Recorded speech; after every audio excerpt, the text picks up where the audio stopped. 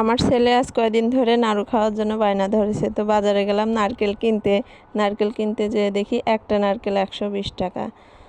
ধুর, 120 টাকা দিয়ে নারকেল কিনবো না, শুধু 20 টাকা দিয়ে একটা পেঁপে নিয়ে চলে আসলাম। আসসালামু আলাইকুম, কেমন আছেন সবাই? তো আমি আজকে পেঁপে দিয়ে নাড়ু বানিয়ে আপনাদের দেখাবো। পেঁপেটা এভাবে কেটে ধুয়ে টুয়ে আমি ভাজি কোটা মেশিন দিয়ে এভাবে কেটে নেব।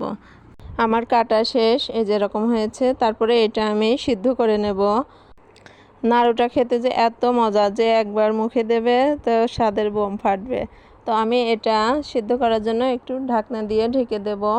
কিছুক্ষণ পর আমার সিদ্ধটা হয়ে গেছে। এবার আমি এটা একটা ছাঁকনির মধ্যে নামিয়ে নেব। এটা একদম গরম, আমি একটু ছাড়িয়ে ঠান্ডা করে এভাবে চিপে চিপে সম্পূর্ণ পানি একদম চিপে বের করে নেব। এই যে এরকম একদম ঝুরা ঝুরা হয়ে যাবে, যাতে পানি না থাকে। তারপর আমি কড়াইয়ের মধ্যে পরিমাণ মতো চিনি দিয়ে, তার মধ্যে 2টা দারচিনি 2টা এলাচ দিয়ে আমি একটু নাড়বো। চিনিটা গলে গেলে আমি পেঁপেটা এর মধ্যে দিয়ে দেব। এর মধ্যে দিয়ে দেব সামান্য একটু লবণ।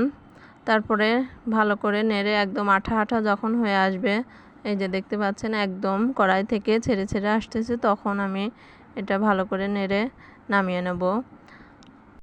একটু হালকা গরম থাকতে থাকতে এটা আমি এভাবে গোল করে নাড়ুর শেপ দিয়ে নেব। এই যে দেখুন, এই নাড়ু যে একবার খাবে সে আর অত টাকা দিয়ে নারকেল দিয়ে নাড়ু বানিয়ে খাবে না। কি যে মজা! আপনারা একবার, পেঁপের দাম খুব কম, তো বানিয়ে এভাবে খেয়ে দেখবেন, খুবই মজার। টেস্টটা সত্যি খুব অসাধারণ। তো আমি একটা আপনাদের ভেঙে দেখাচ্ছি। এই যে দেখুন ভেতরটা কতটা সুন্দর হয়েছে, এই যে দেখুন।